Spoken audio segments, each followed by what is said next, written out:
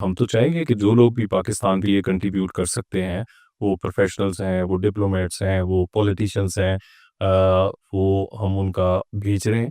और अगर लेकिन अनफॉर्च्युनेटली हमेशा ही हमारी अपोज़िशन जो पीटीआई ख़ुसूसन आप कहते हैं, वो ऐसा किसी भी इश्यू को बहाना बनाकर अब पाकिस्तान की इंटरनल पॉलिटिक्स या उनकी अपने ज़ाती मामलात को ले आती है और उसको वो एजेंडे का हिस्सा बनाना चाहते हैं।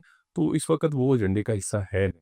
तो इतना बड़ा खतरा भारत का हमारे पेश नज़र है, ज़ाहिर है कि कभी भी दुश्मन को जो है आसान नहीं लेना चाहिए।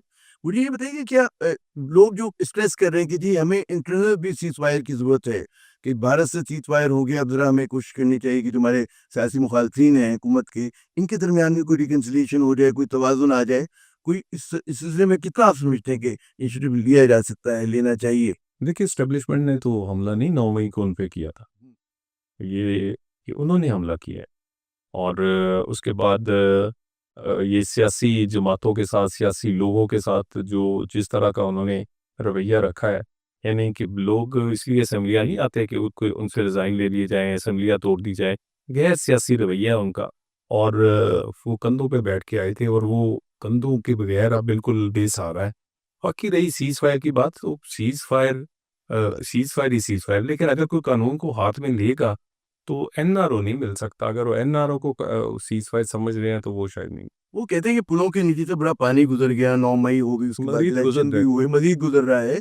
तो अब कुछ आप देखते हैं, कोई इम्कान है इस चीज़ का कि मतलब ये कोई हुकूमत के पास ज़ाहिर इख्तियार है, ताकत है कि वो कोई ऐसे कंड्यूसिव हालात बनाए कि जहाँ पे पीटीआई जो है अपना किरदार अदा कर सके? ये उन्होंने बनाने हैं, वो हमने आपको अलहदा करें तक इस तरह के लोगों अगर एक ही वकील होगा बानी पीटीआई का और वही वकील होगा 9 मई के हमलाकारों का, और जब वो उनकी ज़मानत होगी तो पूरी पीटीआई उसको हीरो बनाकर कंधों पर उठा के तो मेरा नहीं ख़्याल फिर आप इस तरह का माहौल बन सकता है। ये आज के दिन तक इन्होंने दिल से तस्लीम नहीं किया कि इन्होंने ये गलती की थी या ब्लंडर था।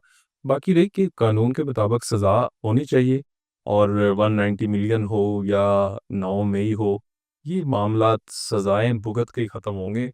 इसके दरमियानी रास्ता कोई नहीं।